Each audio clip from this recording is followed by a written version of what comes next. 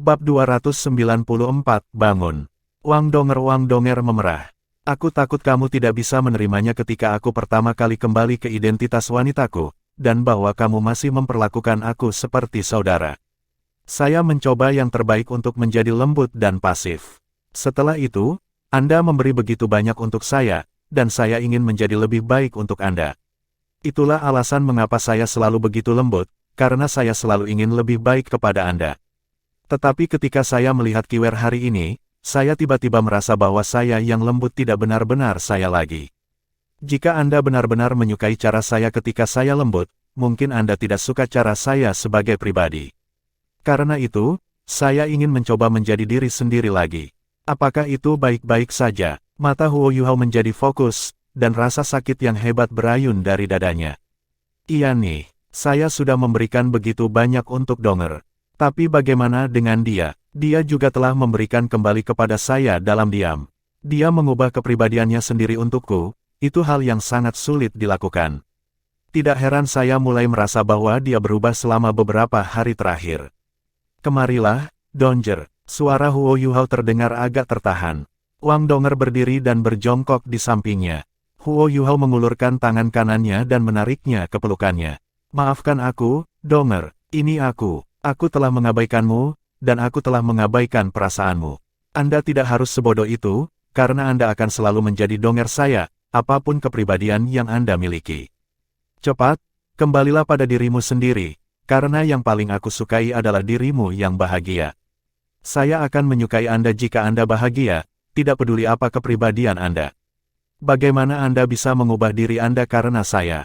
Aku tidak akan senang jika kamu bekerja keras hanya untuk bersamaku. Wang Donger membuka tangannya dan memeluk Huo Yuhao sekencang mungkin. Air matanya mengalir deras saat dia berkata, "Ya, ini benar-benar sulit bagi saya, terutama ketika Anda menghilang saat itu. Saya pikir saya akan kehilangan Anda, dan saya tidak berani cemburu, saya tidak berani berpikir berlebihan, dan saya tidak berani marah pada Anda. Aku terlalu takut kehilanganmu. Ketika Anda kembali kepada saya seolah-olah Anda sudah mati, saya berkata pada diri sendiri bahwa saya akan mati bersamamu jika Anda tidak selamat. Itu sangat menjengkelkan, dan saya seharusnya tidak mencurigai Anda tentang apapun, saya seharusnya tidak cemburu. Saya mencoba yang terbaik untuk menjaga semangat saya dan menguatkan diri saya selama waktu itu sehingga saya bisa merawat Anda dengan semua yang saya miliki. Aku akan mati bersamamu jika kamu mati, dan jika kamu akan lumpuh selamanya, maka aku akan menjagamu selama sisa hidupmu. Saat itulah saya benar-benar melihat diri saya sebagai wanita Anda. Tapi selama beberapa minggu dan bulan terakhir, selalu ada bayangan di hatiku, bayangan yang berasal dari Wang Kiwer, dan itu ada di sana meskipun aku tahu aku satu-satunya di hatimu. Namun, saya dapat mengatakan dari mata Wang Kiwer bahwa meskipun dia kedinginan pada Anda di luar, rasa sakit yang dia rasakan di hatinya sama dengan perasaan saya saat itu, dan kemungkinan dia merasa lebih sakit daripada saya. Karena dia sangat menyukaimu, tapi aku tidak bisa memberikanmu padanya, karena aku tidak tahan membiarkanmu pergi. Inilah alasan mengapa saya sangat berkonflik. Saya ingin melakukan yang terbaik untuk menjadi baik kepada Anda, untuk menjadi lebih lembut kepada Anda, sehingga Anda dapat menikmati semua yang saya miliki.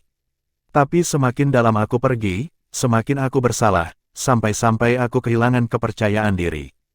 Saya menemukan bahwa saya bukan Wang Donger seperti dulu, dan saya merasa seolah telah berubah. Saya merasa seperti ini sampai hari ini, ketika saya akhirnya kembali ke panggung kompetisi setelah sekian lama. Saat itulah saya terbangun, dan saya menyadari bahwa saya Wang Donger, satu-satunya di dunia. Mengapa saya harus memiliki harga diri yang rendah? Mengapa saya harus memiliki kepercayaan diri yang rendah?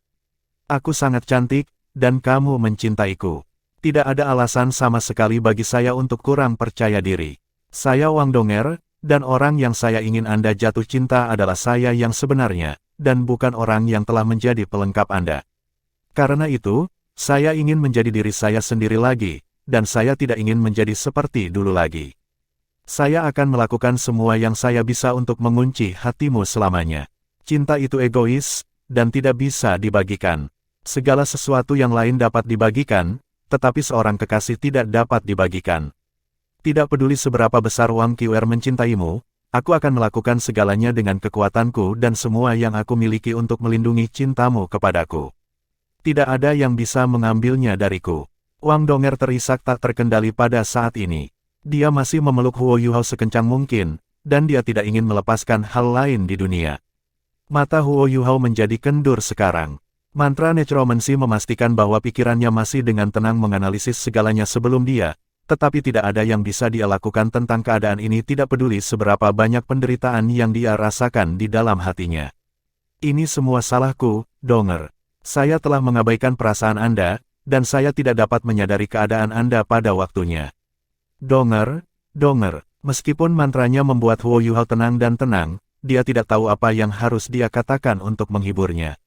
Namun, dia bisa dengan jelas merasakan bahwa aura dan disposisi Wang Donger keseluruhan tampaknya berubah ketika dia melepaskan emosinya secara katarsis.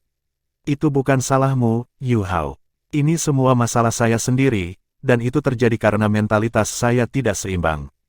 Tidak apa-apa, sekarang aku sudah memikirkannya. Anda telah mengalami luka kejam seperti itu bagi saya, dan fakta bahwa Anda masih hidup sudah menjadi keajaiban. Bagaimana Anda bisa memperhatikan begitu banyak ketika tubuh Anda dalam keadaan seperti itu? Jangan khawatir, saya akan menyesuaikan diri, dan saya akan kembali normal. Yang harus Anda lakukan adalah memahami perasaan saya, dan semuanya akan baik-baik saja. Huo Yuhao membelai punggung Wang Donger, meskipun dia berhati-hati untuk tidak menyentuh luka-lukanya. Wang Donger menyeka air matanya dan duduk tegak saat dia menatap mata Huo Yuhao dengan wajahnya tepat di depannya. Ingat, kamu tidak bisa menggunakan mantra ini lagi. Saya tidak suka Anda sekarang. Kamu bisa tidur di tempat tidur sendiri hari ini. Mata Wang Donger masih sedikit bengkak karena semua yang menangis ketika dia berbicara, tetapi mereka tampak sedikit lebih rajin daripada sebelumnya. Huo Yuhao menatap Wang Donger dengan mata melebar dan rahang kendur. Donger, bisakah aku masih mengambilnya kembali? Wang Donger menggelengkan kepalanya tanpa ragu dan berkata, tentu saja tidak, sudah terlambat untuk menyesal. Baiklah, cepat dan berkultivasi. Anda harus memulihkan secepat mungkin. Kalau tidak, aku akan selalu merasakan sakit hati ini. Dia mengambil Huo Yuhao saat dia berbicara dan meletakkannya di tempat tidur sebelum dia menutupinya dengan selimut. Dia duduk di sampingnya dan menyilangkan kakinya saat dia mulai bermeditasi.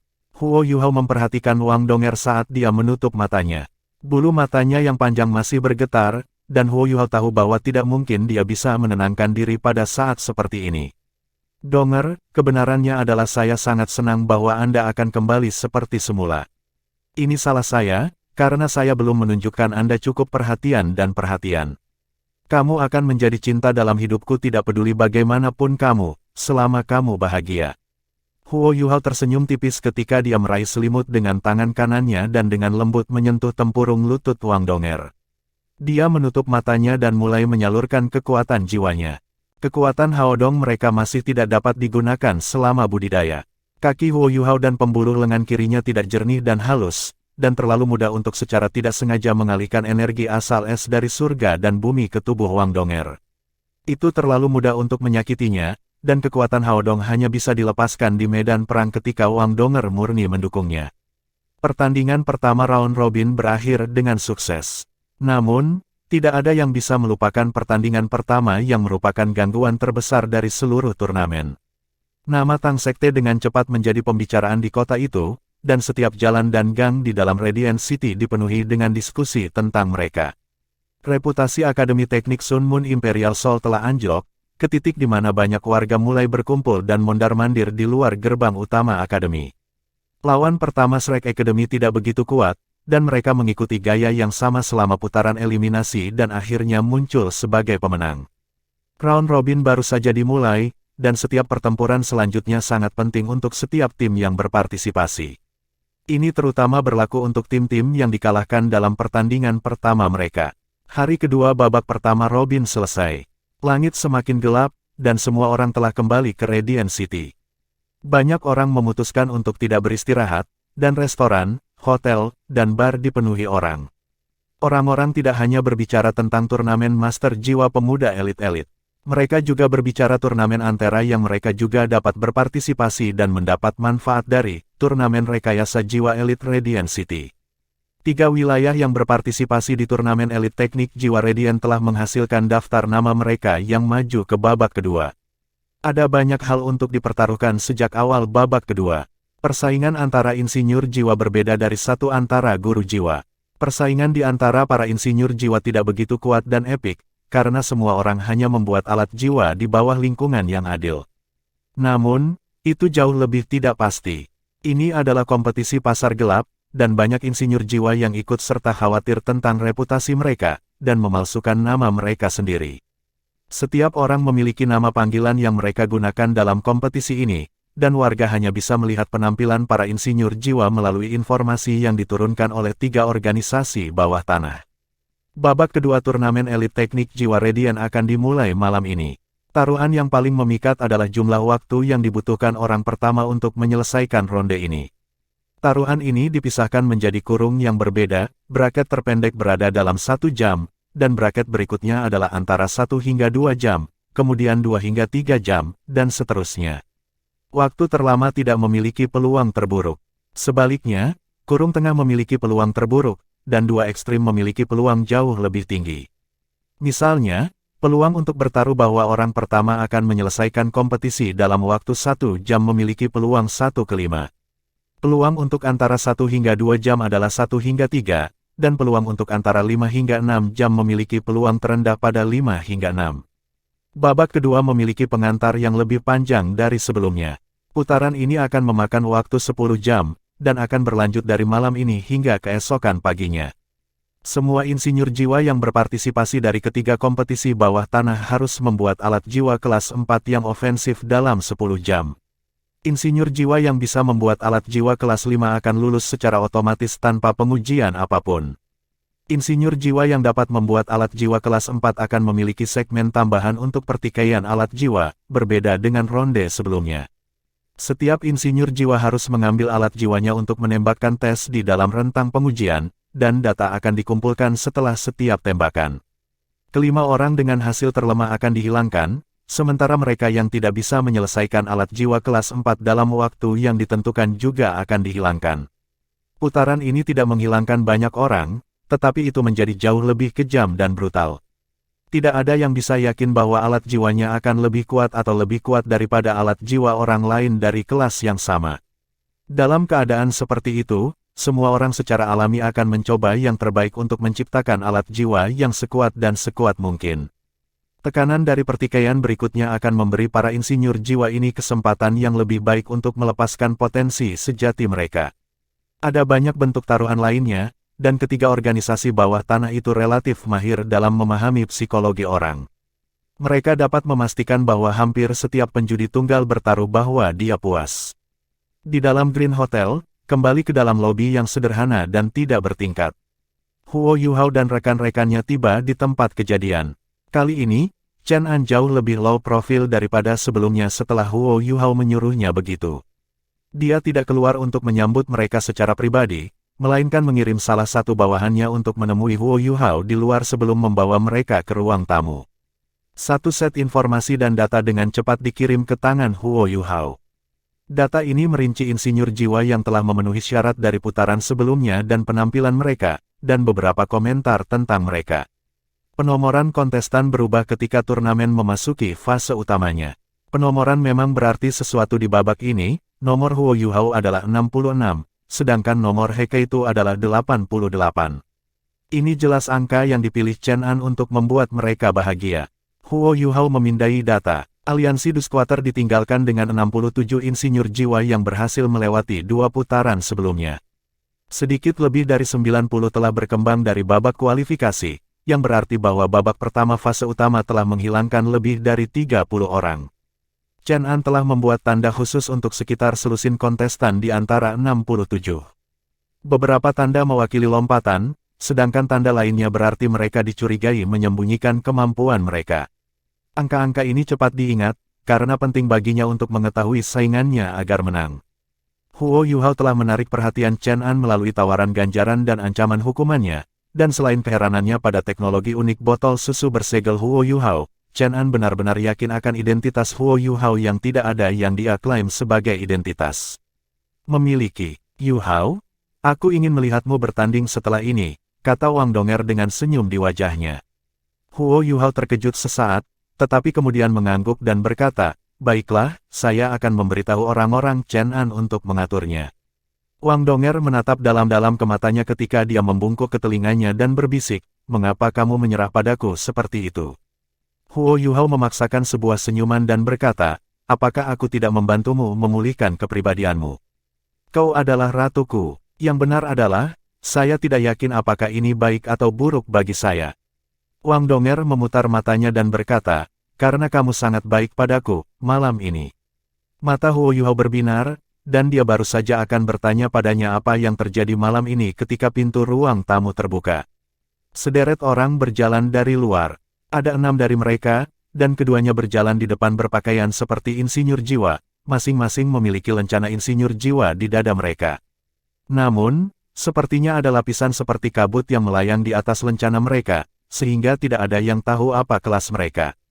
4 orang lainnya ternyata pengawal mereka.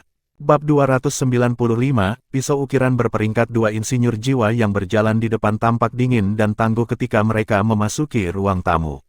Ada sedikit kesombongan di mata mereka, dan mereka melirik Huo Yuhao dan teman-temannya sebelum mereka berjalan ke satu sisi dan duduk. Saya belum pernah melihat keduanya di turnamen ini. Mungkinkah mereka melompati 2 putaran sebelumnya? Huo Yuhao melirik ke bawah ke daftar nama di tangannya. Tak satu pun dari mereka mengenakan tag nomor, jadi dia tidak bisa mengkonfirmasi identitas mereka. Ruang tamu itu cukup besar. Kedua insinyur jiwa tidak peduli dengan Huo Yuhao dan teman-temannya ketika mereka menemukan tempat untuk duduk, dan 4 pengawal mereka memposisikan diri di belakang mereka. Kedua insinyur jiwa ini segera menarik perhatian Huo Yuhao. Dia bisa mengatakan melalui deteksi spiritual bahwa pengawal yang berdiri di belakang mereka adalah penguasa jiwa, dan mereka tampaknya tidak lemah sama sekali. Sepertinya kedua insinyur jiwa ini adalah orang yang cukup penting. Mereka terlihat berusia sekitar 27 atau 28 tahun. Mungkinkah mereka berasal dari Illustrious Virtue Hall? Huo Yuhao mencoba yang terbaik untuk mencari ingatannya. Dia dan Heike itu telah menghabiskan beberapa waktu di dalam Hall Virtues Virtue, dan dia telah melihat sebagian besar anggota mereka. Secara alami, dia telah melihat beberapa insinyur jiwa tingkat tinggi. Namun, 2 insinyur jiwa ini pasti berusia di bawah 30 tahun sejak mereka berpartisipasi dalam turnamen ini, dan tidak mungkin mereka adalah insinyur jiwa tingkat tinggi. Pintu ruang tamu terbuka sekali lagi saat dia menghitung dan menganalisis berbagai hal. Chen An berjalan dengan cepat, dan melirik Huo Yuhao sebelum dia melangkah kedua insinyur jiwa yang baru saja duduk. Chen An berkata dengan hormat, salam, teman-temanku. Banyak terima kasih kepada Anda untuk maju untuk berpartisipasi dalam kompetisi. Ini adalah tag nomor Anda. Dia menyerahkan 2 tag nomor kepada 2 insinyur jiwa ketika dia berbicara. Mata Huo Yuhao luar biasa, dan dia samar-samar bisa mengatakan bahwa kedua tag nomor masing-masing bertuliskan 96 dan 98. 2 angka ini tidak muncul dalam data yang diberikan kepadanya, dan itu berarti bahwa 2 insinyur jiwa ini tidak berpartisipasi dalam 2 putaran sebelumnya. Apakah mereka orang-orang yang diundang secara khusus oleh aliansi Dusquater untuk berpartisipasi? Baik, beritahu kami kapan waktunya. Insinyur jiwa dengan label nomor 96 menjawab dengan jelas sebelum menutup matanya untuk beristirahat dan mempersiapkan dirinya secara mental. Insinyur jiwa dengan tag nomor 98 tidak mengatakan apa-apa. Chen An menyapa mereka sekali lagi sebelum dia berbalik dan berjalan cepat ke kelompok Huo Yuhao. Dia datang di samping Huo Yuhao dan bertanya dengan hormat, apakah Anda punya instruksi untuk saya? Huo Yuhao menjawab, atur kursi untuk 2 orang ini di dalam aula emas setelah ini. Tidak apa-apa jika mereka sedikit lebih jauh, selama mereka bisa melihatku. Chen An tertegun sejenak. Dia melirik di antara Wang Dong yang tampak tampan, dan kemudian pada Nana yang tampak lucu. Dia berpikir dalam hati, dia benar-benar menghidupkan identitasnya sebagai seseorang dari Gereja Roh Kudus. Pengaturan ini aneh, dan Yuhao sebenarnya memiliki 1 laki-laki dan 1 pelayan perempuan bersamanya. Namun, dia benar-benar yakin setelah Huo Yuhao mengungkapkan botol susu yang disegel padanya, karena botol susu yang disegel adalah terobosan teknologi terbaru Virtues Virtue Hall, dan itu juga merupakan urusan rahasia. Fakta bahwa Huo Yuhao dapat menunjukkannya berarti dia jelas merupakan salah satu anggota inti balai kebajikan termasyur, dan Chen An memperkirakan bahwa Huo Yuhao mungkin seseorang yang dikirim oleh Gereja Roh Kudus ke Aula Kebajikan termasyhur untuk pemeliharaan khusus. Baiklah, aku akan mengaturnya sekaligus. Mata Huo Yuhao bergeser ke satu sisi, dan dia membuat ekspresi bertanya. Chen An tidak bersuara, dan dia mengatakan tanpa suara, aliansi Dusquater secara khusus mengundang keduanya untuk berpartisipasi dalam kompetisi. Saya tidak yakin dari mana asalnya, tetapi atasan saya memberitahu saya bahwa mereka adalah insinyur jiwa yang tangguh. Huo Yuhao memiliki ekspresi wahyu di wajahnya. Sudah jelas bahwa aliansi Dusquater telah mengundang keduanya untuk berurusan dengan kontestan lain dari dua organisasi bawah tanah lainnya. Jika itu masalahnya, mereka tidak mungkin menjadi lemah. Chen An tidak main-main. Dia berbalik dan pergi, dan tidak butuh waktu lama sebelum beberapa pejabat maju untuk mengumumkan bahwa kompetisi akan segera dimulai, dan bahwa para kontestan dapat memasuki arena. Wang Donger mulai mendorong Huo Yuhao keluar. Namun, dua pengawal yang menjaga dua insinyur jiwa membuka lengan mereka dan memblokir jalan Huo Yuhao tepat pada saat ini. Tunggu sebentar, biarkan tuan kita pergi dulu, mereka bergumam dingin pada saat yang sama. Mata Wang Donger melebar, dan dia akan meletus, tetapi Huo Yuhao tersenyum dan mengangkat tangannya ketika dia berkata, "Baiklah, lepaskan dulu." Salah satu dari dua pengawal itu menyeringai mengejek dan berkata, "Bagus untukmu, lumpuh, kau tahu ada apa?" Dia bahkan belum menyelesaikan kalimatnya ketika seberkas cahaya keemasan bersinar di belakang Huo Yuhao seperti air terjun. Pengawal itu buru-buru menyalurkan kekuatan jiwanya dan melepaskan jiwa bela dirinya saat ia mengangkat tangannya untuk memblokir balok emas. Ledakan, tubuh pengawal itu terlempar ke belakang, dan seluruh tubuhnya mulai terbakar dalam api emas. Wang Donger secara alami adalah orang yang mengecam. Api cahaya dari cahaya emasnya lengan kiri tulang segera menutupi seluruh tubuh lawannya. Pesta dengan tulang jiwa ketika kedua belah pihak belum melepaskan jiwa bela diri mereka memiliki keunggulan mutlak di sisi lain. Tetapi serangannya tampaknya telah mengganggu sarang lebah, dan dua pengawal lainnya berlari maju dan berkumpul dengan pengawal yang tersisa saat mereka semua melepaskan jiwa bela diri mereka pada saat yang sama. Ketiga pengawal itu memiliki kombinasi cincin jiwa yang sama, 2 kuning dan 3 ungu. Mereka semua adalah Raja Jiwa, dan jelas bahwa mereka telah melalui pelatihan yang tepat. Mereka melindungi pengawal yang terbakar dalam api saat mereka menggabungkan aura mereka bersama dan mulai menuju Huo Yuhao dan teman-temannya. "Berhenti!" Insinyur jiwa dengan tag nomor 96 itu berteriak. Dia tidak tinggi atau pendek, dan penampilannya tampak seistimewa mungkin. Namun, matanya tampak dingin dan suram. Dia berjalan dengan insinyur jiwa lainnya, dan Huo Yuhao menyaksikan mereka dengan geli ketika dia duduk di sana di kursi roda pohon emasnya.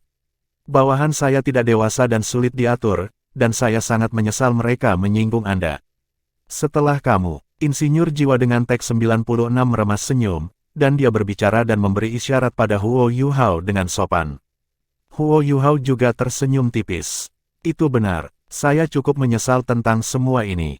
Ayo pergi." Wang Donger mengamati ketiga pengawal lainnya dengan dingin, matanya dipenuhi dengan ketidakpedulian dan penghinaan.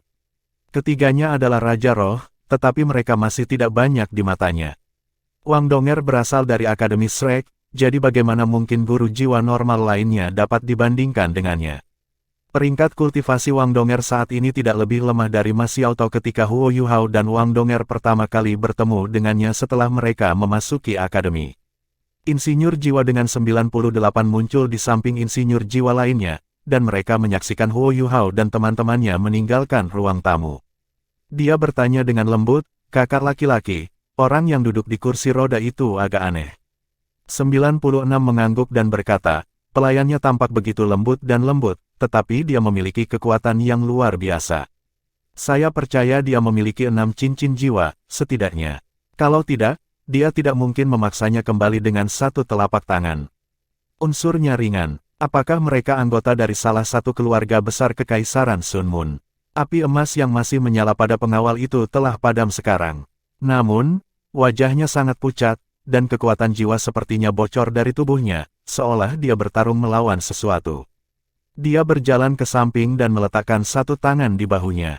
Cahaya putih keabu-abuan menyala dan dengan cepat mengalir ke pengawal itu, dan baru kemudian dia perlahan-lahan berhenti gemetar. Tidak ada yang menyebabkan masalah lagi setelah ini. Jangan lupakan tugas kita. Ayo pergi. Insinyur jiwa meninggalkan ruang tamu setelah itu. Heikaitu mendorong kursi roda Huo Yuhao setelah mereka memasuki aula emas. Wang Donger dan Nana, di bawah pengaturan khusus Chen An, dipimpin oleh beberapa pejabat di sepanjang tepi arena dan ke sudut yang gelap. Tidak ada kursi di sana, tetapi mereka berada dalam posisi yang lebih baik untuk menonton semua yang terjadi di atas panggung. Tampak jelas bahwa pengaturan Chen An cukup bijaksana. Huo Yuhao dan Heikaitu diberikan tempat di sudut begitu mereka melangkah di atas panggung.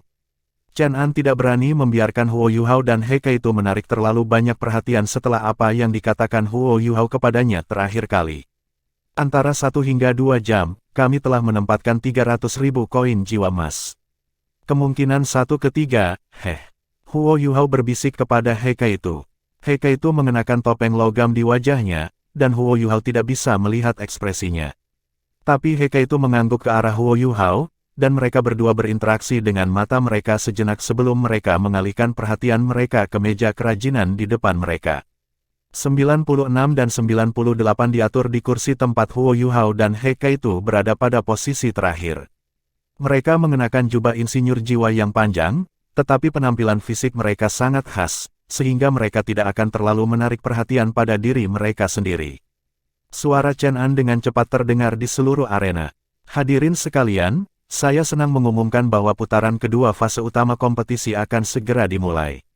Harap tetap diam agar insinyur jiwa kita yang hebat akan memiliki lingkungan yang tenang untuk membuat alat jiwa mereka. Masih terlalu banyak orang di babak ini, sehingga beberapa insinyur jiwa harus menyelesaikan tugas mereka di bawah panggung kompetisi. Karena itu, keheningan harus dipertahankan sepanjang seluruh proses, dan siapapun yang membuat suara akan dikeluarkan dari arena. Baiklah, izinkan saya mengumumkan aturan babak ini. Huo Yuhao membaca dengan teliti informasi yang telah disiapkan oleh aliansi Dusquater di atas panggung ketika dia mendengarkan pengumuman Chen An. Ada lebih banyak bahan dibandingkan dengan babak sebelumnya. Ada 10 jenis logam langka, dan lebih dari 20 jenis logam normal. Satu-satunya masalah adalah bahwa tidak ada lebih dari 2 kg dari masing-masing jenis, yang berarti bahwa insinyur jiwa tidak dapat membuat alat jiwa kelas 4 besar kecuali mereka membawa bahan mereka sendiri, tidak peduli apa yang mereka pilih untuk dibuat. Chen An menambahkan satu baris lagi setelah dia menyelesaikan pengumumannya. Demi keadilan, setiap insinyur jiwa hanya bisa menggunakan logam yang disediakan oleh panitia penyelenggara untuk kerajinan. Alat jiwa yang sudah selesai akan ditimbang segera setelah selesai sehingga mereka dapat memastikan bahwa para kontestan tidak menipu. Huo Yuhao cukup senang dengan bagaimana aliansi Dusquater melakukan sesuatu. Mereka adalah organisasi bawah tanah, tetapi mereka masih bisa mempertahankan keadilan dalam turnamen dan aturan mereka. Baik, bersiaplah, semua insinyur jiwa. Putaran ini dimulai sekarang, dan hitungan mundur telah dimulai. Masuk ke posisi, wasit. Petik 2. Waktunya terkait erat dengan taruhan yang dipasang, maka itu sangat penting. Ada lebih dari 10 orang yang bertanggung jawab atas pemilihan waktu, dan ada warga normal, anggota aristokrat, guru jiwa, dan insinyur jiwa di antara mereka, bersama dengan orang-orang dari profesi lain yang kurang lebih representatif. Aliansi Dusquater melakukan yang terbaik untuk memastikan tidak ada yang bisa menipu. Huo Yuhao tidak tergesa-gesa saat mengambil sepotong logam putih perak dan menempatkannya dalam model alat jiwanya. Dia sudah mengaktifkan deteksi spiritualnya, dan 2 insinyur jiwa dengan tag nomor 96 dan 98 adalah targetnya. Huo Yuhao tidak perlu melihat matanya, dan dia masih bisa memantau setiap gerakan yang mereka lakukan. Huo Yuhao sudah tercengang meskipun dia baru saja mulai mengamati mereka. Kedua insinyur jiwa itu bergerak sangat cepat, mengambil satu balok logam dan mulai bekerja segera. Para ahli selalu bisa tahu dengan satu pandangan. Kedua insinyur jiwa ini akrab, terlatih dengan baik, dan mereka bergerak dengan ritme dan ketenangan yang tidak wajar. Mereka tampak sangat tenang, dan tangan mereka sangat stabil sehingga nyaris menakutkan. Setiap gerakan sangat akurat dan tepat, dan mereka melakukan hal-hal seperti yang dilakukan Huo Yuhao pada putaran pertama yang diikutinya. Mereka tidak menggunakan alat yang disediakan di meja kerajinan, masing-masing malah mengambil masing-masing pisau pahat saat mereka mulai lakukan ukiran dan ukiran mereka sendiri. Insinyur jiwa yang benar-benar tangguh tidak benar-benar percaya pada membutuhkan alat untuk membantu mereka, mereka lebih suka menyelesaikan semuanya sendiri. Yang menarik perhatian Huo Yuhao adalah dua pisau pahat di tangan mereka. Nomor 96 memegang pisau pahat merah tua. Pisau itu sepertinya tidak terbuat dari logam karena lebih tipis mendekati tepi pisau. Oleh karena itu, pisau pahat ini memiliki gradien yang perlahan-lahan berubah dari merah tua menjadi merah menyala, menjadi merah muda, dan kemudian turun ke transparansi. Bilahnya sangat aneh, dan seluruh tubuhnya tampaknya dibuat dari semacam batu giok. Ada potongan-potongan pola awan di satu sisi pisau ukiran, dan pola-pola awan ini tampak menjadi hidup ketika kekuatan jiwa disuntikkan selama proses ukiran dan ukiran. Ini membuat ujung-ujung tajam pisau pahatan bersinar samar dengan lapisan cahaya bilah. Cahaya itu tidak kuat, dan orang hanya bisa melihatnya setelah diperiksa lebih dekat. Namun, karena lampu-lampu inilah pisau pahat itu sangat tajam. Pisau pahat itu mudah diiris dan dipotong dari logam yang keras seolah-olah itu adalah potongan tahu. Pisau pahat yang digambar si nomor 98 juga tidak biasa. Pisau itu berwarna hijau tua, dan sedikit lebih besar dari milik temannya. Tampaknya ada tanda-tanda berkarat di permukaannya, tetapi tampaknya tidak terbuat dari besi. Tampaknya sangat tua, bahkan kuno, dengan ukiran berbentuk naga di kedua sisi. Orang hampir bisa mendengar suara naga saat bilah pahat digunakan, dan setiap potongan dan gerakan menambahkan lapisan hijau ke permukaan balok logam sebelum rona hijau menghilang dengan cepat. Tampaknya ada undulasi tipe angin yang terkandung di dalamnya. Peringkat pisau pahat. Huo Yuhao tercengang. Papan ukiran pisau ukiran adalah daftar yang paling diperhatikan oleh para insinyur jiwa, dan daftar itu berangsur-angsur terbentuk selama bertahun-tahun. Ada 100 pisau ukir peringkat, dan daftar itu terdiri dari pisau ukir paling menonjol di benua itu. Daftar ini juga memiliki urutan, tetapi sebagian besar pisau ukiran memiliki kemampuan yang sama dan memiliki karakteristik unik mereka sendiri. Pisau ukiran pelahap jiwa Huo Yuhao diurutkan di daftar itu, meskipun peringkatnya ada di bagian bawah karena memiliki sifat unik untuk menyerang balik pada pemiliknya.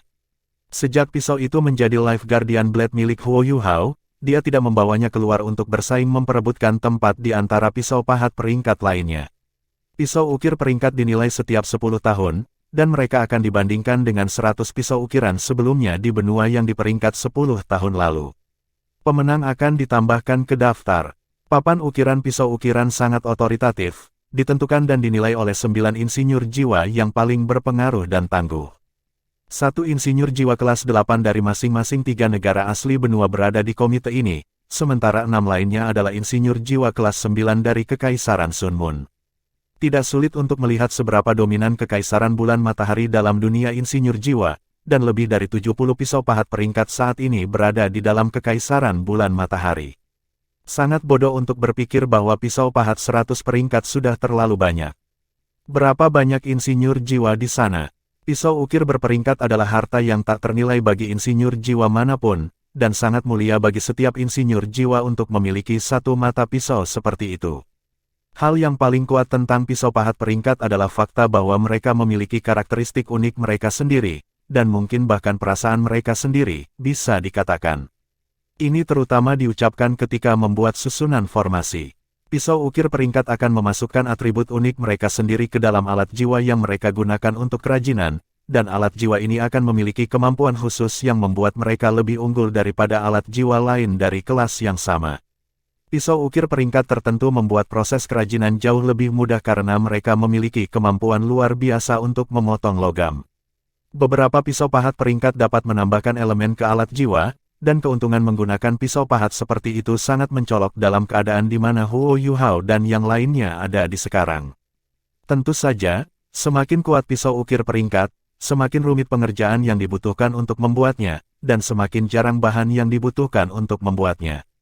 Lebih dari 30% dari pisau pahat peringkat saat ini tidak dapat ditiru, sementara 30% lainnya dapat ditiru secara teori, tetapi hampir mustahil untuk ditiru dalam kenyataan. Formula untuk membuat 40% sisanya telah hilang selama beberapa generasi, sulit menemukan pisau pahat peringkat dalam pelelangan, bahkan di salah satu lelang tingkat atas di benua. Semua orang akan berjuang untuk pisau pahat peringkat jika itu muncul. Pada saat ini, Huo Yuhao sudah bisa melihat dua pahat ukiran dengan satu tatapan. Dia merasa agak aneh, tetapi dia lebih jengkel daripada terkejut. Dia benar-benar ingin menamparkan wajahnya, karena dia hanya ingat ketika dia melihat pisau ukiran peringkat mereka bahwa dia memiliki salah satu miliknya. Huo Yuhao merahasiakan pedangnya bahkan ketika dia dipertukarkan di Illustrious Virtue Hall bertahun-tahun yang lalu. Dia tidak ingin orang tahu dia memilikinya, dan dia ingin mencegahnya agar tidak dicuri, jadi dia belum pernah menggunakannya. Life Guardian Blade-nya telah dipelihara dalam Eye of Destiny sepanjang waktu ini, ke titik di mana ia lupa bahwa itu bahkan ada di sana. Ya, dia telah sepenuhnya lupa bahwa dia memiliki pisau yang sekuat Life Guardian Blade. Dia hanya ingat bahwa dia memilikinya ketika dia melihat pisau ukiran peringkat 2 jiwa. Sungguh sebuah tragedi, Huo Yuhao berseru dengan sedih dan kesal di dalam. Namun, dia tidak segera mengambil Life Guardian Blade-nya. Blade telah dipelihara dalam Eye of Destiny-nya selama ini, dan dia tidak yakin akan jadi apa. Mengambilnya sekarang hanya akan menarik perhatian yang tidak diinginkan. Saya kira saya harus menunggu sampai saya kembali. Maaf, pisau pahat sayangku yang berharga. Kegesahan dan ketidakberdayaan Huo Yuhao tidak memengaruhi gerakannya. Dia mulai menggunakan metode yang paling teratur dan tradisional untuk membuat alat jiwa kelas 4-nya, karena dia tidak ingin terlalu menonjol. Menurut rencana awalnya, Heike itu adalah orang yang harus menyelesaikan alat jiwa kelas 4 dalam waktu 1 hingga 2 jam agar mereka bisa memenangkan taruhan mereka. Namun, dia langsung terdiam ketika dia menyaksikan dua pria berkulit hitam yang menggunakan pisau pahat peringkat, karena dia akan kehilangan taruhannya dengan kecepatan mereka. Mereka bahkan tidak perlu 1 jam untuk menyelesaikan alat jiwa kelas 4. Kebenaran membuktikan bahwa penilaian Huo Yuhao akurat. Setengah jam berlalu, dan dua insinyur jiwa menarik pisau pahat peringkat mereka dan menyerahkan alat jiwa masing-masing. Hitungan mundur dihentikan sesaat, dan waktu pengiriman mereka akan secara resmi dihitung selama mereka lulus ujian untuk kekuatan alat jiwa mereka sesudahnya. Yuhao, Heike itu memanggil dengan lembut. Huo Yuhao memaksa tertawa dan berkata, 300.000 koin jiwa emas. Sepertinya saya ceroboh. Itu benar, kita akan lihat itu di ronde berikutnya. Heike itu tersenyum lirih sambil terus menyusun alat jiwa di tangannya. Namun, kecepatannya jauh lebih lambat daripada sebelumnya. Pada akhirnya, Huo Yuhao dan Heike itu menyerahkan produksi mereka bersama dengan sebagian besar insinyur jiwa lainnya setelah sekitar 3 jam. Dua insinyur jiwa yang pertama kali menyerahkan alat jiwa mereka sudah lama hilang. Alat jiwa mereka lulus ujian dengan warna terbang, dan jauh lebih kuat daripada alat jiwa kelas 4 lainnya. Tidak ada keraguan bahwa mereka akan maju ke babak berikutnya. Kedua alat jiwa kelas 4 Huo Yuhao dan Heike itu adalah meriam jiwa kecil. Kekuatan meriam jiwa mereka sama seperti waktu yang mereka gunakan untuk membuat mereka, rata-rata. Mereka memenuhi syarat, tetapi mereka tidak menonjol sama sekali. Hanya ada 48 orang yang tetap setelah putaran ini untuk berpartisipasi dalam putaran berikutnya, dan kelompok ini termasuk Huo Yuhao dan Heike itu, bersama dengan nomor 96 dan 98. Chen An bertemu dengan Huo Yuhao sekali lagi sebelum mereka meninggalkan Green Hotel. Chen An mengatakan kepadanya bahwa turnamen akan menjadi jauh lebih kompetitif di babak berikutnya, dan para insinyur jiwa harus saling berhadapan 1 lawan 1. Itu akan menjadi sedikit antagonis, tapi Chen An tidak yakin seperti apa jadinya. Selain itu, ia tidak akan lagi menjadi hakim kepala di babak berikutnya, karena atasannya akan mengirim insinyur jiwa tingkat tinggi untuk menurunkan segalanya. Memiliki orang dalam seperti Chen An sangat bermanfaat bagi partisipasi Huo Yuhao dan Heike itu dalam kompetisi, dan ini sedikit mengurangi rasa sakit karena kehilangan 300.000 koin jiwa. Syukurlah, dia tidak melemparkan segalanya ke taruhan itu. Dia tidak ingin menarik perhatian yang tidak diinginkan, tetapi sepertinya itu adalah pilihan yang sangat rasional di belakang. Yuhao, apakah kamu menyembunyikan kemampuanmu lagi? Wang Donger bertanya pada Huo Yuhao ketika dia mendorongnya di kursi roda dan mereka meninggalkan Green Hotel. Huo Yuhao tertawa pahit dan berkata, saya kira tidak. Saya merasa bodoh sekarang. 300.000 koin jiwa. Itu menyakitkan. Saya harus kembali dan meminta maaf kepada semua orang. Dia itu terkekeh dan berkata, tidak apa-apa. Dapatkan kembali apa yang telah kita hilangkan. Jika kita tidak menyembunyikan kemampuan kita, kita bisa menyelesaikan alat jiwa kita dalam 1 jam juga. Kami akan mendapatkan uang kami jika kami memasang taruhan kami langsung di bracket itu, tetapi kami tidak berani melakukannya. Babak berikutnya kompetitif, kan? Kita akan melihat tentang mendapatkan kembali apa yang telah kita kehilangan selama ronde berikutnya. Wang Donger terkikik dan berkata, sepertinya Anda sudah bertaruh sebelumnya, kakak senior kedua. Kamu terlihat cukup profesional dengan kata-katamu. Heike itu tersenyum dan melirik Wang Donger. Kenapa aku merasa kau sangat hidup dan bahagia hari ini? Apakah sesuatu yang baik terjadi? Petik 2. Wang Donger sedikit terkejut. Dia tersenyum manis dan berkata, tentu saja sesuatu yang baik terjadi. Tapi aku tidak akan memberitahumu. Heike itu menatapnya, dan kemudian pada Huo Yuhao. Dia tersenyum misterius dan berkata, aku tahu apa yang terjadi. Wang Donger menatapnya dengan bingung dan bertanya, apa yang kamu tahu? Itu tidak mungkin. Anda tidak akan pernah menebaknya.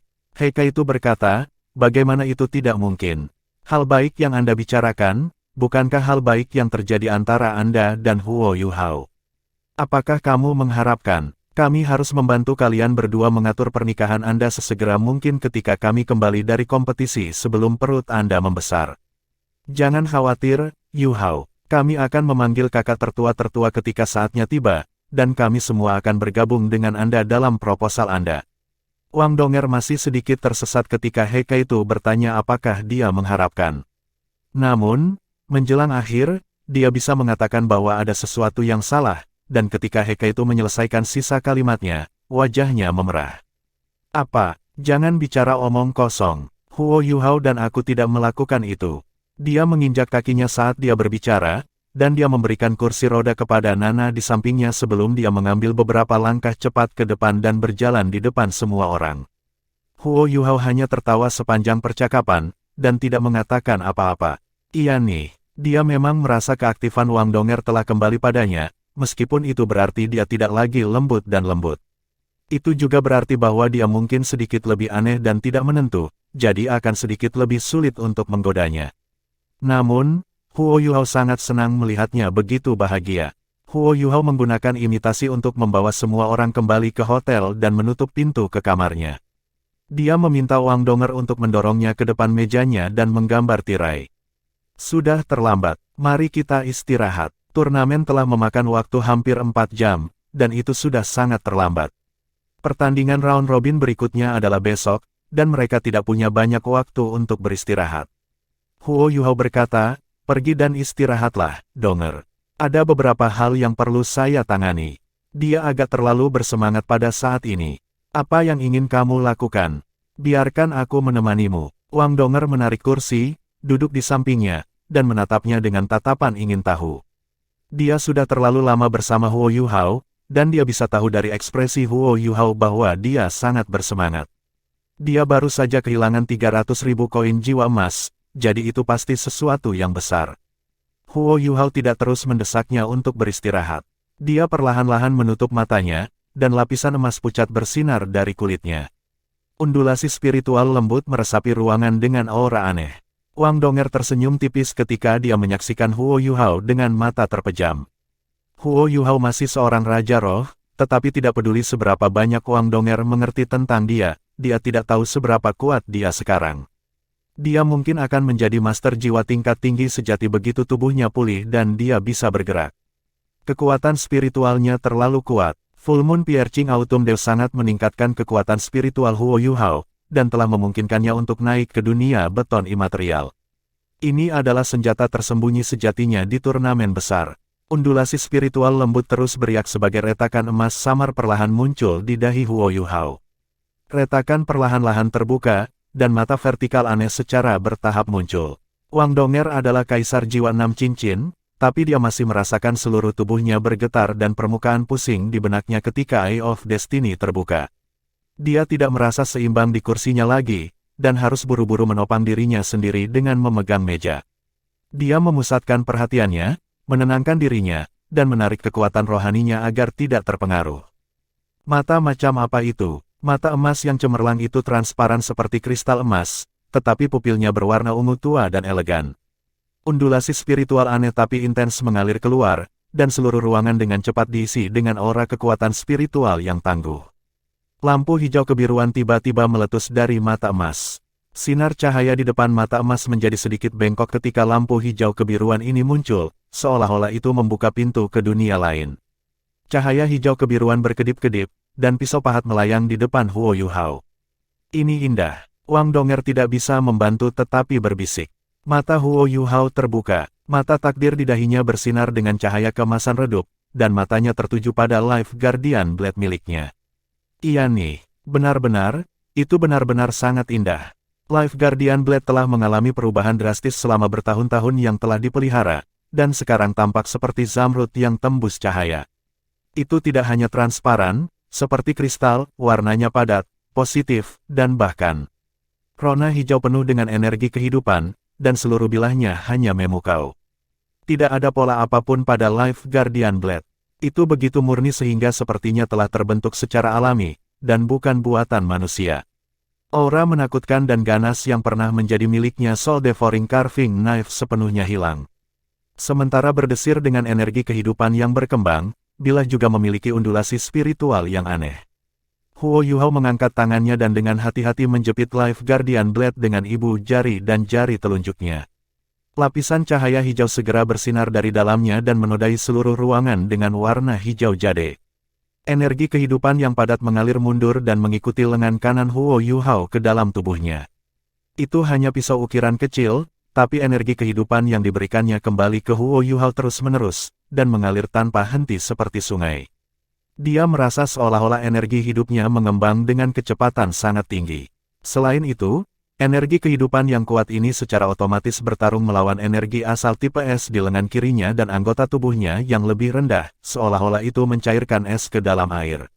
Seluruh tubuh Huo Yuhao dipenuhi dengan energi dan vitalitas, ke titik di mana dia hampir mengerang keras. Dia secara tidak sadar memasukkan kekuatan jiwanya ke dalam pisau pahat, dan sensasi aneh muncul. Lampu hijau buram menyala di ujung pisau pahat, dan cahaya pisau sepanjang 1 kaki menonjol darinya. Cahaya bilah ini ramping dan berbentuk seperti trapesium, lebar di awal dan sempit di belakang. Sederhananya, pisau pahat itu tampaknya telah mengembang. Huo Yuhao memegang pisau pahat secara diagonal. Cahaya bilah muncul dan secara alami menusuk ke meja di depannya.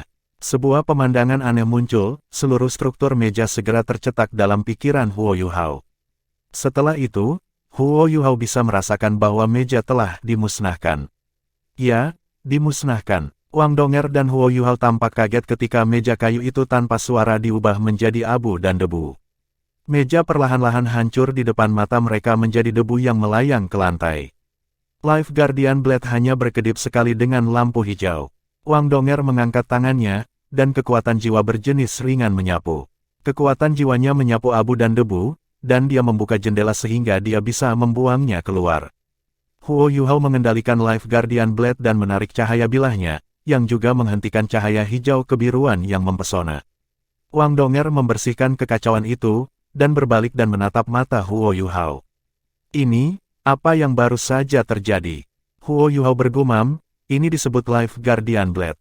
Pernahkah Anda mendengar tentang pisau pahat peringkat? Dia segera memberitahu Wang Donger tentang identitas Life Guardian Blade.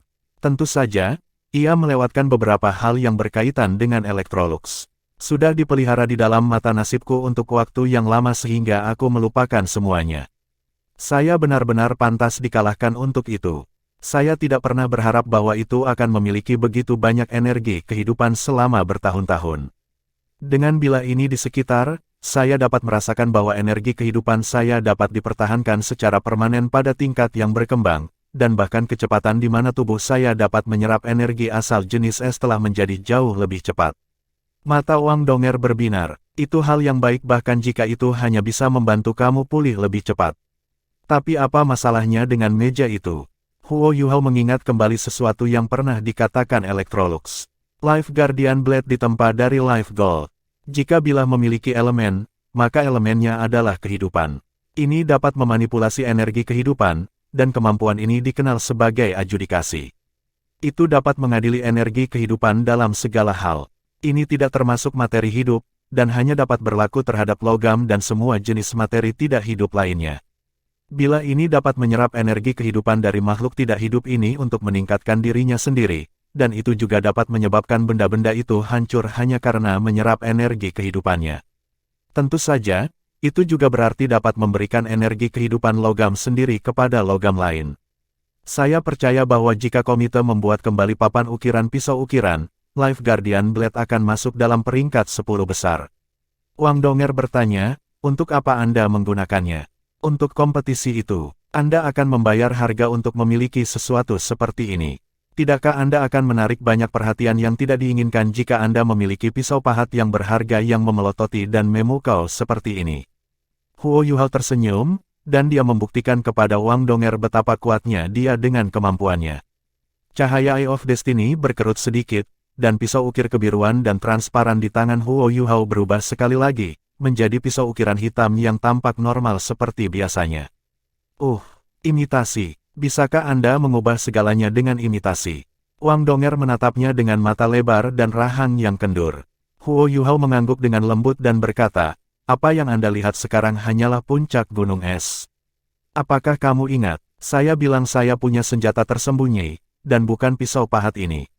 Ini adalah kombinasi keterampilan jiwa yang saya ciptakan sendiri. Anda akan melihatnya ketika kita bertemu lawan yang cukup kuat. Baik, bantu aku ke tempat tidur. Saya ingin mencoba menggunakan Life Guardian Blade untuk mendukung kultivasi saya dan melihat apakah itu dapat membantu saya mempercepat penyerapan energi asal Ultimate Ice dari surga dan bumi di dalam diri saya. Saya punya perasaan bahwa pemulihan penuh melambai kepada saya sekarang. Mata Huo Yuhao mengalir dengan percaya diri. Dia memiliki energi kehidupan yang kuat untuk melindunginya sekarang, dan ini memungkinkan dia untuk melakukan apa yang dia inginkan ketika dia menyerap energi asal jenis es. Itu bagus, Wang Donger berkata dengan gembira. Pagi selanjutnya, langit di sekitar Radiant City agak gelap, dan awan menggantung rendah. Tampaknya ada atmosfer yang berat dan suram di udara ketika gerimis ringan mengepul di langit. Hujan membawa ombak dingin yang renyah. Wang Donger mendorong kursi roda Huo Yuhao saat mereka keluar dari Brilliant Delight Hotel. Nana mengangkat payung besar untuknya dan Huo Yuhao, dan semua orang berjalan menuju arena kompetisi. Pertandingan kedua round robin akan segera dimulai. Sekte Tang berhadapan dengan sekte yang disebut Sekte Cleariade. Menurut informasi yang mereka miliki, sekte ini sangat istimewa, dan mereka cukup kuat juga. Bab 296, Sekte Cleariade sama misteriusnya dengan Sekte Tang. Sejak dimulainya turnamen Master Jiwa Kontinental Elit Muda, perkembangan mereka melalui fase eliminasi dan pertandingan pertama round robin dapat dianggap berjalan mulus. Hampir tidak ada anggota tim mereka yang terluka, dan pemimpin tim mereka mengenakan topi bambu berbentuk kerucut dengan kerudung yang menutupi wajah mereka. Pemimpin tim belum bertempur, dan baru saja memerintah dan mengarahkan pertempuran dari ruang tunggu mereka. The Cleariade Sekte hanya menempatkan 6 orang di atas panggung, bahkan selama pertempuran kelompok. Jika bukan karena fakta bahwa gaya bertarung mereka sangat berbeda dari tuan jiwa normal, Huo Yuhao akan curiga bahwa mereka adalah bagian dari sekte tubuh yang telah menanamkan diri mereka dalam turnamen.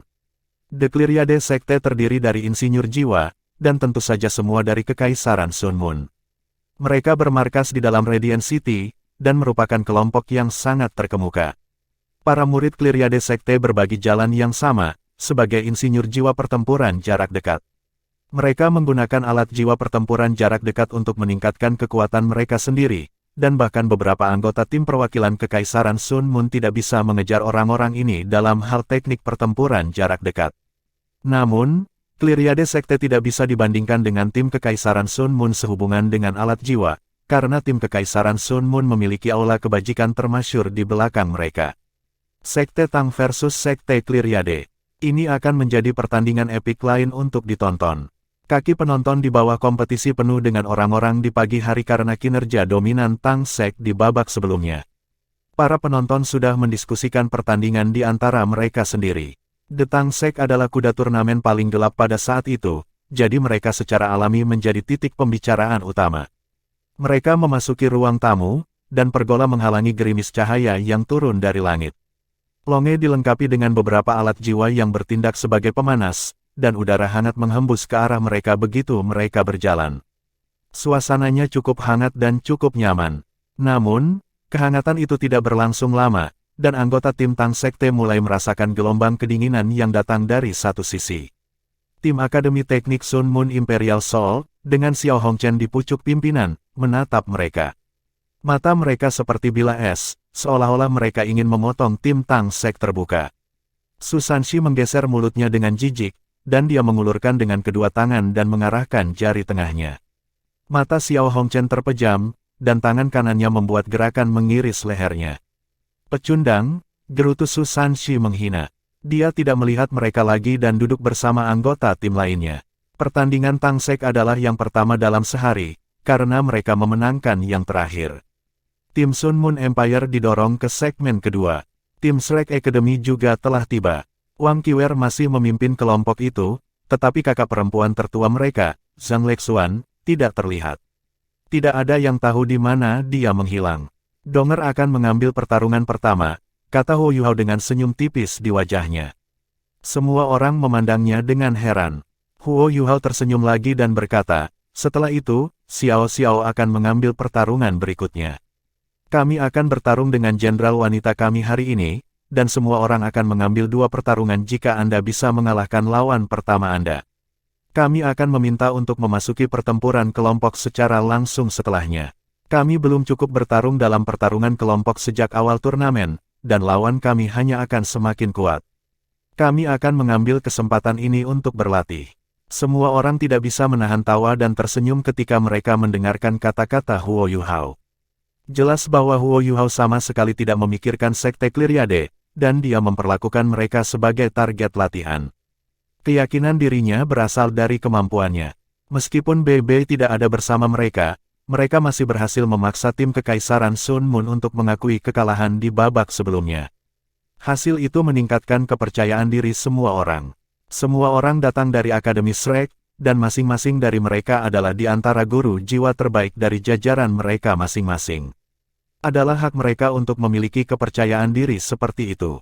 Anggota tim Cleariade Sek tiba di ruang tamu tentang waktu itu. Seorang pria yang mengenakan jubah panjang dan topi bambu berbentuk kerucut di kepalanya mengambil poin. Atau lebih tepatnya, sulit untuk mengatakan apakah dia laki-laki atau perempuan. Pakaiannya lebar dan besar, dan cukup besar untuk menutupi tubuhnya. Orang ini terlihat sangat misterius. Sekitar selusin orang mengikuti di belakangnya. Anggota tim utama diposisikan ke arah depan, sementara anggota tim cadangan tertinggal di belakang. Seragam tim Cleariade Sekte berwarna kuning pucat. Itu sangat menarik. Orang yang berjalan di depan perusahaan Sekte Cleariade berhenti sejenak dan berbalik ke arah Huo Yuhao. Mungkin dia bisa merasakan Tang Sekte mengawasi mereka. Aura menakutkan dan dingin beriak ke arah Huo Yuhao tanpa peringatan. Tekanan yang mengintimidasi dipenuhi dengan aura setajam pisau, dan bahkan udara seakan-akan robek dan berderak samar, seolah-olah dihancurkan. Sesosok tinggi berdiri di depan Huo Yuhao tanpa menunggu dia bereaksi. Orang ini hanya berdiri di sana, tetapi ada perasaan bahwa dia akan membelah langit dan bumi menjadi 2. Mata orang ini fokus dan segera menghilangkan aura tajam yang berasal dari pemimpin tim Cleariade Sekte. Niat pedang melonjak di udara, dan seluruh ruang tamu segera dituduh permusuhan dan niat membunuh. Tidak ada pertanyaan bahwa SWAT maniak, Ji Juechen, adalah orang yang berdiri di depan Huo Yuhao. Mereka sudah lama di sini, tapi baik Jing Xian dan dia belum menemukan orang lain selain Nan Qiu untuk bertanding. Mereka adalah bagian dari Sekte Tang, jadi mereka harus mencoba yang terbaik untuk menghindari masalah bagi mereka. Tetapi seseorang mencoba memprovokasi mereka di bawah panggung kompetisi. Ji Juechen tidak bisa menahan diri lagi, dan niat pedang yang telah lama tertekan meletus seperti geyser. Sebuah pemandangan aneh muncul di dalam ruang tamu, hampir semua penguasa jiwa di dalam ruang tamu melepaskan jiwa bela diri mereka untuk melawan balik niat pedang Ji Juechen. Niat pedang terus melonjak tanpa henti di sekitar ruangan, dan semua orang merasa seolah-olah mereka akan diserang oleh maniak pedang ini di saat berikutnya. Saudara Ji, Huo Yuhao dengan lembut mengingatkannya dengan putus asa. Ji Juechen, teriakan memekakkan telinga terdengar. Apakah suara ini bukan milik Xiao Hongchen? Ji Juechen, Jing Xian dan yang lainnya telah mengikuti Sekte Tang sebelumnya, tetapi Xiao Hongchen dan saudara perempuannya terlalu fokus pada Huo Yuhao dan yang lainnya selama ini. Selain itu, mereka tidak terbiasa dengan Ji Juechen dan Jing Xian. Xiao Hongchen akhirnya mengenalinya setelah Ji Juechen melepaskan tanda tangannya yang mengintimidasi niat pedang. Ji Juechen, Anda telah meninggalkan kami dan bergabung dengan Sekte Tang. Xiao Hongchun melolong ketika dia mengertakkan gigi. Ji Juechen mengerutkan kening, tetapi tidak mengatakan apa-apa. Jing Xian tidak tahan lagi, dan balas, kamu menyebut itu sepi. Tidak bisakah kau membuatnya terdengar sangat mengerikan? Kami bergabung dengan sekte setelah kami meninggalkan akademi. Apakah Anda mengatakan bahwa kami dijual ke Akademi Teknik Sun Moon Imperial Soul? Kamu, apa yang terjadi? Tarik jiwa bela diri Anda. Apakah Anda ingin saya mendiskualifikasi banyak dari Anda? Sebuah suara cerah memecahkan ketegangan, dan orang yang sama yang bertindak sebagai hakim untuk pertandingan antara tim Kekaisaran Sun Moon dan Tang Sekte hari itu muncul, insinyur jiwa kelas 9, Dou Luo yang tidak bisa dipecahkan. Aura yang kuat mengalir dari tubuhnya dan dengan paksa menekan semua ketegangan dan gangguan di ruang tamu. Para guru biasanya tidak memasuki ruang tunggu turnamen.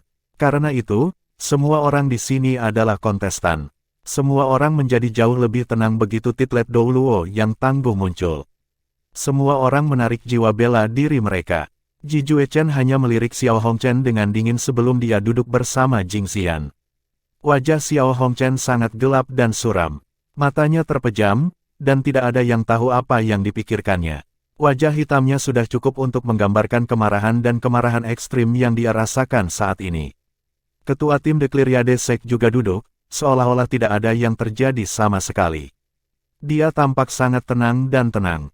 Zheng Zan mengamati ruang tunggu tamu secara resmi sebelum pergi. Dia langsung melangkah ke panggung kompetisi, dia adalah hakim hari ini lagi. Huo Yuhao sedikit mengerutkan kening. Apakah ini gelar Dou Luo, insinyur jiwa kelas 9 ini, yang menargetkan Tang Sek?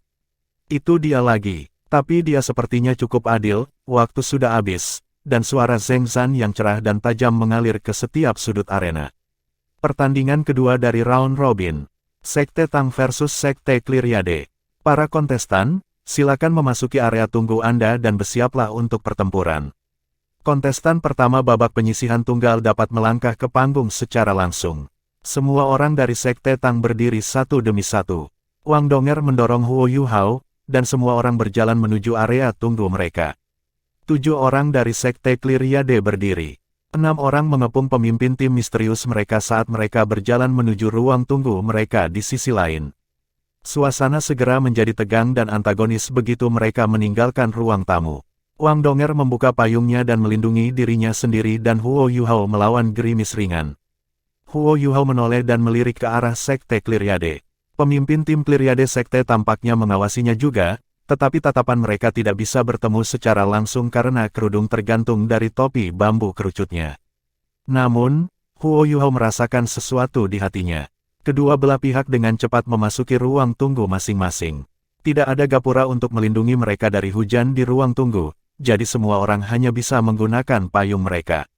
Wang Donger memberikan payung pada Nana sebelum mengetuk tanah dengan kakinya dan dengan lembut melayang ke panggung kompetisi.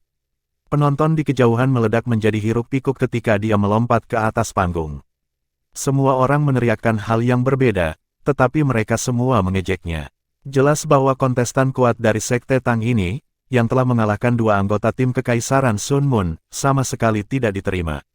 Meskipun Wang Dong masih setampan dulu ketika berpakaian seperti seorang pria, ini masih belum cukup untuk mengimbangi penghinaan yang dirasakan penonton di hati mereka. Kontestan pertama dari Sekte Cleariade adalah pemuda yang tampak pendek dan garang. Dia tidak gemuk atau kurus, tetapi tingginya hanya sekitar 1 meter dan 60 cm. Gerakannya sangat lincah, tapi dia tampak sedikit tidak senonoh. Kedua kontestan dengan cepat berdiri di tengah panggung kompetisi, yang telah diperbaiki sebelumnya, dan saling berhadapan. Zheng Zan melirik keduanya. Dia tidak seperti hakim lain, dan rasanya seolah dia mencoba mengingat kontestan turnamen. Dia menurunkan suaranya dan berkata, "Laporkan namamu." Wang Dong dari Sekte Tang. Kamu Chen dari Sekte Cleariade. Zheng Zan mengangguk dan berkata, "Saya yakin kalian jelas tentang aturan turnamen, jadi saya tidak akan mengulanginya lagi. Tapi ingat, ini hanya kompetisi, dan ini bukan pertarungan sampai mati. Anda berdua telah dibesarkan oleh orang tua Anda, dan Anda hanya bisa hidup sekali.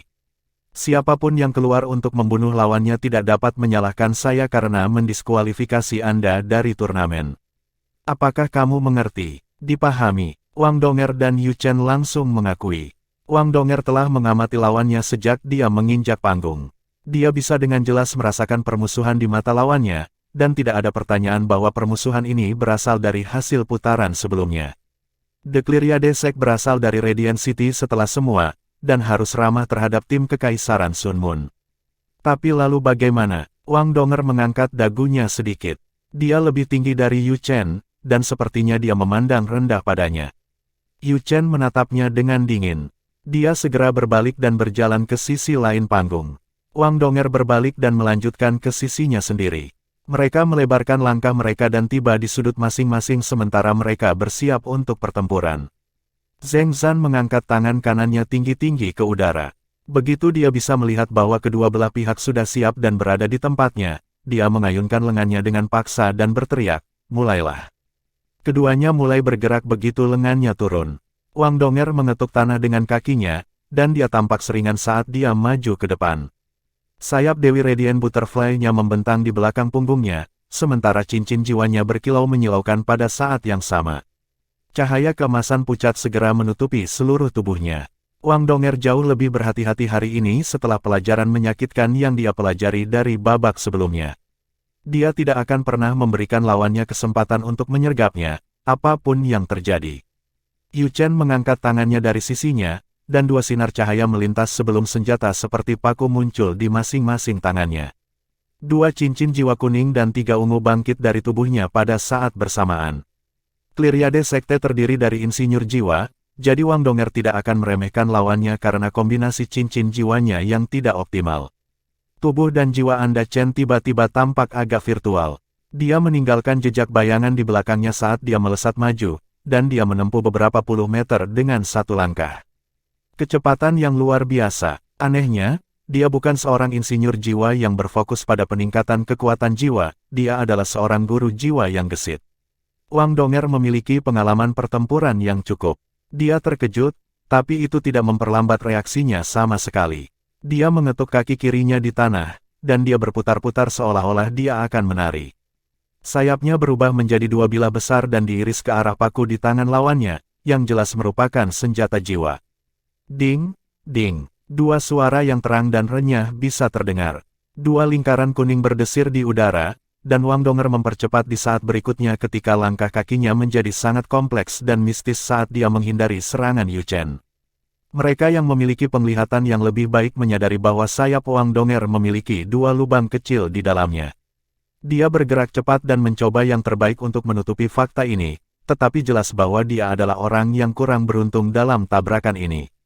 Kemampuan ofensif yang kuat. Paku-paku ini harus menjadi gudang senjata jiwa. Ini adalah tanda dari seorang insinyur jiwa tipe agility sejati. Zheng Zan mengangguk ringan ketika dia berpikir pada dirinya sendiri.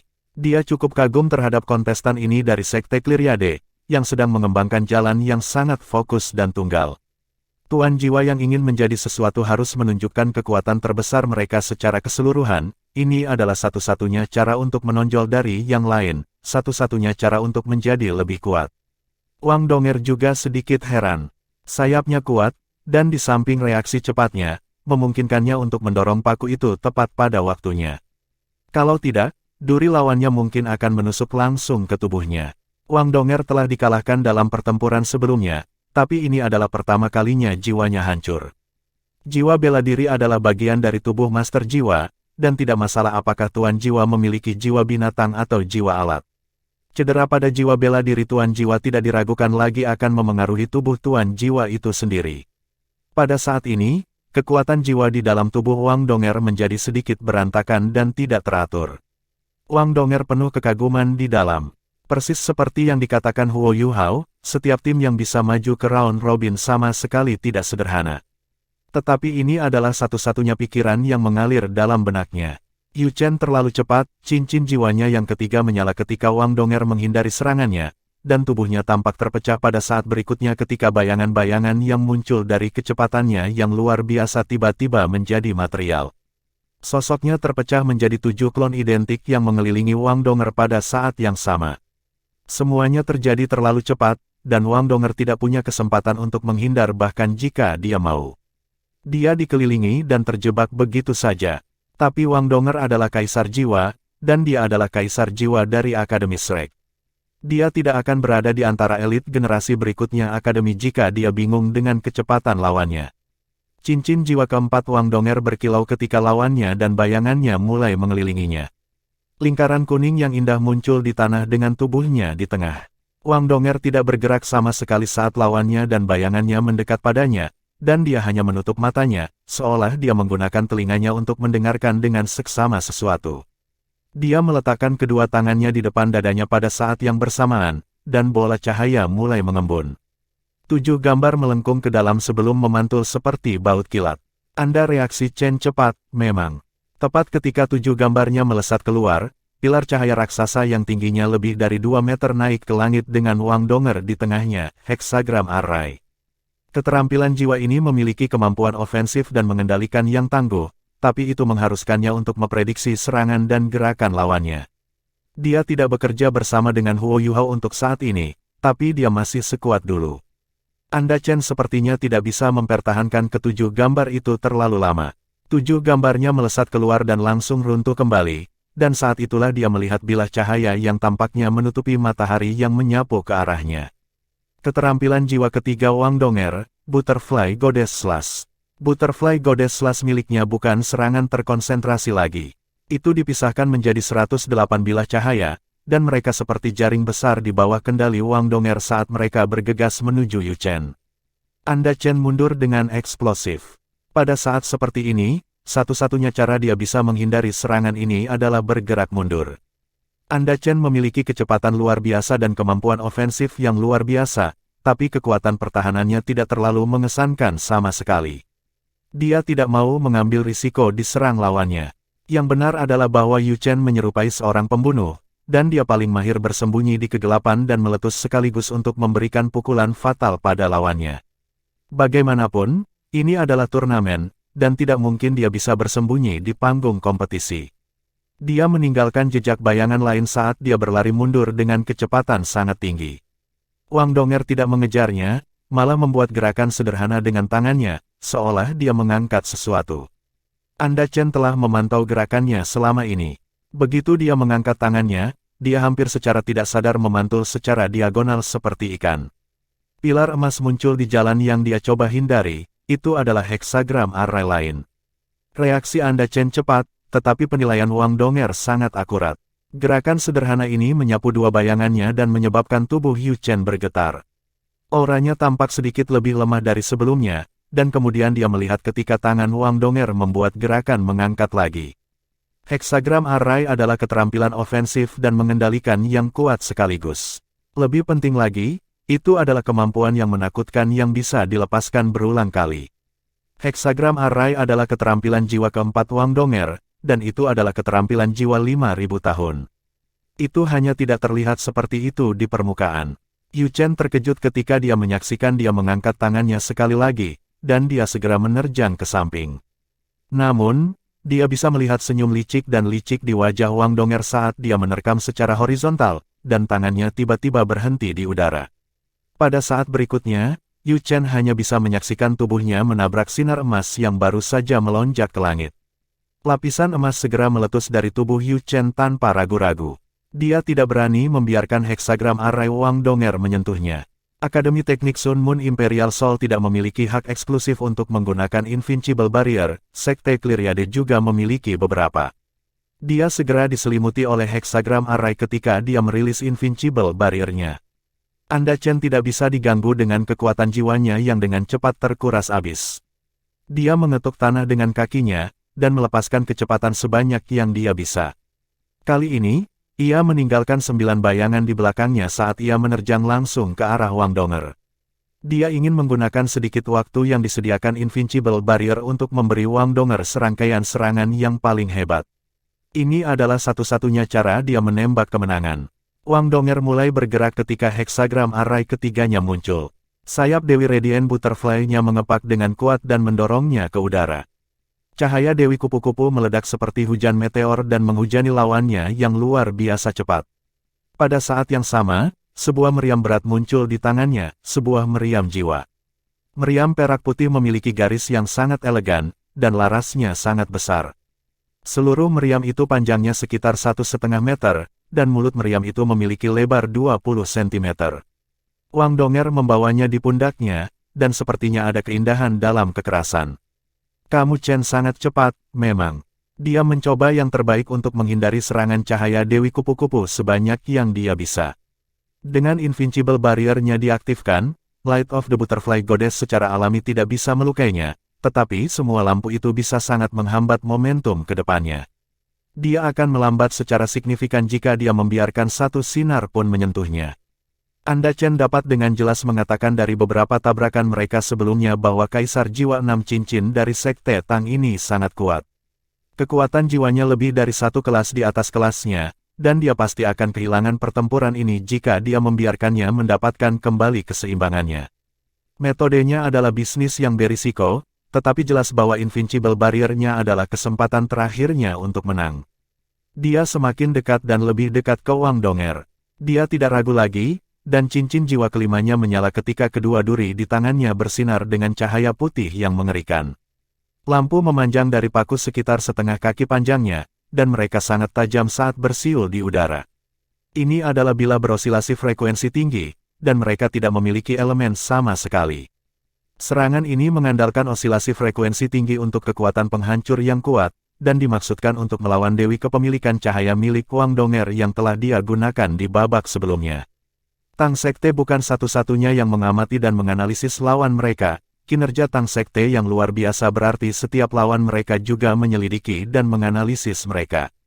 Anda Chen mengetuk tanah dengan kakinya, dan 9 bayangan mengikutinya saat cincin jiwa kelimanya menyala, dan bergabung ke dalam tubuhnya satu demi satu. Tubuh Anda Chen tampaknya menjadi transparan pada saat ini, dan ia tampak berubah menjadi hantu sementara kecepatannya meningkat secara eksplosif. Sinar Invincible Barrier-nya dinaikkan ke tingkat setinggi mungkin, dan tubuhnya tampak berintegrasi dengan paku-paku saat ia meluncur ke arah Wang Donger seperti sambaran petir. Tombak spektral, jiwa bela dirinya mirip dengan Nana, tetapi mereka tidak sepenuhnya sama. Jiwa bela diri Nana condong ke arah menghindari serangan fisik, sementara jiwa bela dirinya mengambil jalan yang berbeda. Ia menggunakan jiwa bela diri untuk meningkatkan kecepatan dan kehancurannya. Keterampilan jiwa kelima Anda Chen adalah serangan terkuatnya, dan bahkan Sage Jiwa 7 Cincin tidak akan memiliki waktu yang baik menghadapinya secara langsung ketika ia menggunakan sepasang alat jiwa kelas 6 pada saat yang sama. Gelombang kekuatan jiwa yang kuat meletus di sekelilingnya dalam sekejap itu, dan udara di sekitarnya tampak hancur saat ia menembusnya. Retakan tipis dan halus muncul terus-menerus di sekitarnya. Wang Donger dihadapkan dengan ancaman yang begitu besar sehingga hidupnya dipertaruhkan, tetapi dia tersenyum. Ya, dia tersenyum, dan itu adalah senyum yang sangat santai. Semua orang bisa mendengar ledakan kuat di saat berikutnya. Meriam berat di bahu Wang Donger meledak, dan cahaya perak yang kuat meledak di udara. Itu adalah bom kejut. Tidak, lebih tepatnya, ini adalah kombinasi dari bom kejut dan bom pecah. Kekuatan luar biasa dari ledakan menghalangi lawannya dan mendorong tubuh Wang Donger mundur seperti panah pada saat yang sama. Kecepatan ledakan Spectral Spear terlalu cepat. Meskipun Yu Chen didorong kembali oleh bom kejut, dia masih berdetak lebih cepat dari momentum mundur Wang Donger dari recoil meriam jiwa. Dia akan menyusulnya. Wang Donger tersenyum tipis ketika dia menarik sayap di belakang punggungnya. Cahaya hitam berkedip di tangan kanannya, dan palu muncul. Palu ini berwarna hitam di seluruh, tapi itu tidak menarik sama sekali.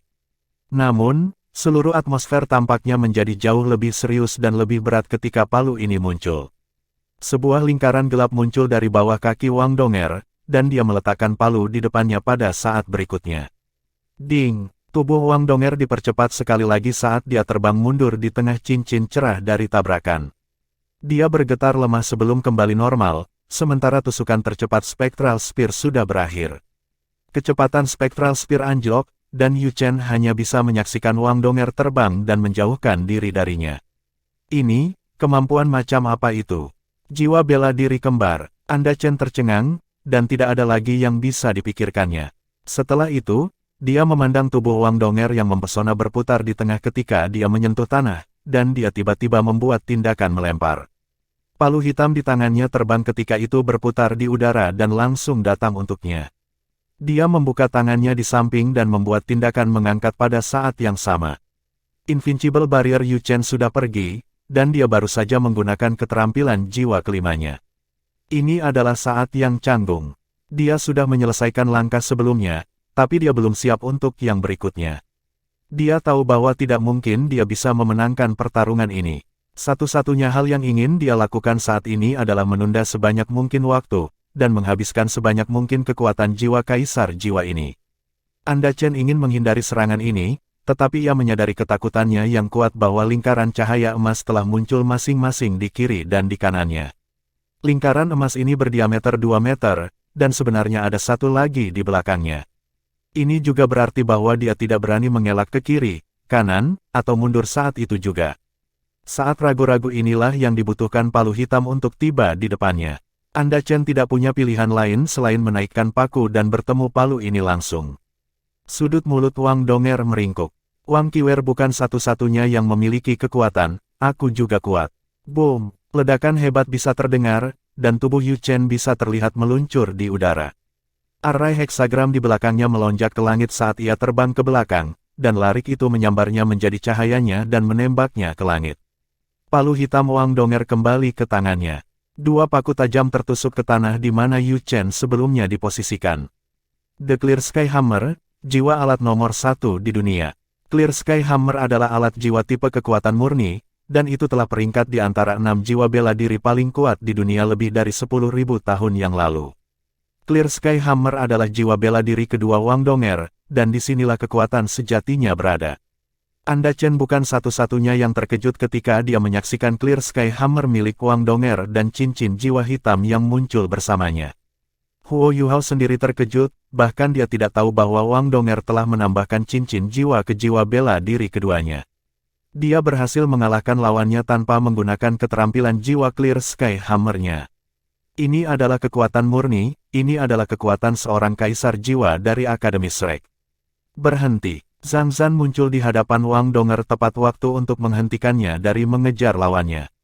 Yu Chen sepenuhnya berada di bawah kendali heksagram array-nya, dan kekuatan jiwanya menyelinap pada tingkat yang mengkhawatirkan, sementara dia sepertinya tidak memiliki kesempatan untuk berjuang keluar dari itu. Pertarungan ini berakhir. The Sekte Tang menang di babak pertama. Zhang Zhan mengumumkan hasil pertarungan ini dengan adil. Dia melirik Wang Donger dengan sedikit rasa hormat di matanya. Kamu dari Clear Sky Sect. Zhang Zhan bertanya dengan lembut. Wang Donger meliriknya. Dia tidak pernah ramah sama sekali terhadap siapapun dari Kekaisaran Sun Moon.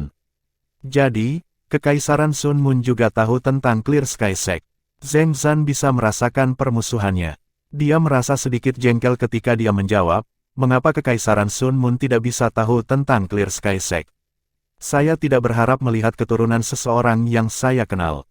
Saya kenal seseorang dari Clear Sky Sect, dan dia harus menjadi senior Anda. Kami akan membicarakan ini setelah turnamen. Ekspresi Wang Donger menjadi jauh lebih hangat dan lebih santai ketika dia mendengar bahwa Zhang Zhan mengenal seseorang dari Clear Sky Sect. Dia mengangguk ketika dia mengeluarkan botol susu untuk mengisi kembali kekuatan jiwanya. Kemenangan Wang Donger di pertarungan pertama tidak mudah. Dia jauh lebih kuat dari lawannya, tapi dia sama sekali tidak menyukai kemampuan Yu Chen. Yu Chen fokus pada serangan yang ekstrim, dan meja akan berbalik jika dia membuat kesalahan tunggal dan membiarkan lawannya menyerangnya. Ini adalah alasan mengapa Wang Donger tidak ingin memberinya kesempatan lagi. Dia bersedia untuk mengekspos jiwa bela diri keduanya untuk menyelesaikan pertempuran secepat mungkin. Heksagram array-nya berakhir, dan Yu Chen jatuh ke tanah. Seluruh tubuhnya hangus dan terbakar hitam dari api-api Wang Donger, dan dia dalam kondisi yang sangat buruk. Namun, dia tidak mengalami luka yang sangat serius, dan dia melompat dari panggung setelah melirik Wang Donger dengan takut. Wang Donger tidak menyukai gaya bertarungnya, tetapi dia juga tidak menyukai gaya bertarungnya. Susunan heksagram yang dapat muncul pada posisi apapun memberinya sakit kepala terbesar, dan perasaan ini diperparah setelah ia diselimuti oleh satu array heksagram dan merasakan apa yang bisa dilakukannya. Ia sangat kesakitan sehingga ia ingin mati.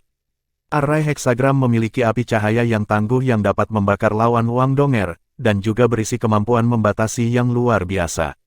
Menemukan diri di dalam heksagram array seperti memasuki rawa-rawa. Pangkat kultivasi Anda Chen lebih rendah dari Wang Donger di tempat pertama, dan sepertinya tugas yang mustahil baginya untuk melarikan diri dari heksagram array. Selanjutnya, Wang Donger berbalik ke arah Kam Sekte Cleariade, dan matanya menyapu dingin ke arah pemimpin tim misterius mereka.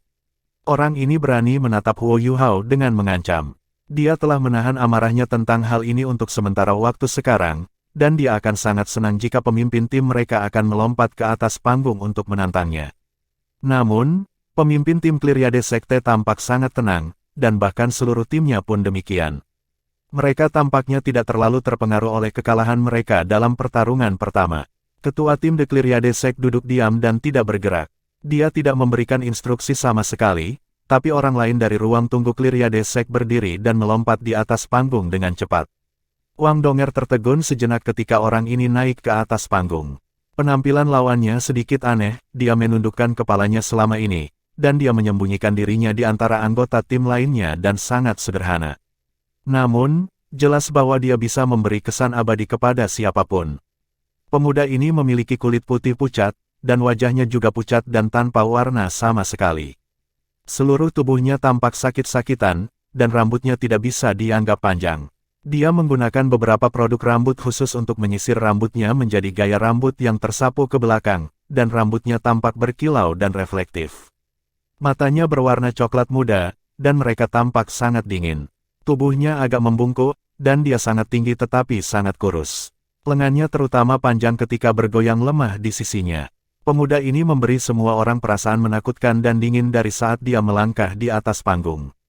Orang ini tidak perlu memakai riasan sama sekali jika dia terlihat di kemah gereja Roh Kudus. Zhang Zan menatap pemuda dari Sekte Cleariade. Laporkan namamu. Wang Donger dari Sekte Tang. Adler dari Sekte Cleariade. Pemuda ini memiliki suara aneh. Dia bersuara lembut, dan suaranya sangat tajam. Namun, dia memiliki sifat yang sangat maskulin, yang berbeda dengan aura dingin dan menakutkan yang terpancar dari tubuhnya. Kembalilah ke sudutmu dan bersiaplah untuk pertempuran. Wang Donger tidak terburu-buru sama sekali. Dia masih memegang botol susu di tangannya, dan dia menggunakan waktu singkat ini untuk mengisi kembali kekuatan jiwa yang telah dia keluarkan sebelumnya. Kedua kontestan mundur ke tepi masing-masing dan saling menatap satu sama lain di tahap kompetisi. Visi Wang Donger tidak setajam mata spirit Huo Yuhao, tapi matanya masih relatif baik. Dia menyadari dengan terkejut bahwa mata Adler telah menjadi warna yang berbeda ketika dia menatapnya dari jauh. Matanya awalnya berwarna coklat muda sedingin es, tetapi sekarang warnanya benar-benar merah, dan menakutkan, rasanya seolah-olah matanya telah ternoda oleh darah segar dalam sekejap. Mulai, Douluo Unbreakable, Zhang Zan, mengayunkan tangan kanannya ke bawah untuk mengumumkan bahwa pertandingan telah dimulai. Para kontestan bergerak pada saat yang sama. Adler mengetuk tanah dengan ringan, dan dia melonjak ke udara seolah-olah dia tidak menimbang apapun. Lampu merah samar muncul dari tubuhnya saat sayap muncul di belakang punggungnya, jiwa bela diri yang bisa terbang.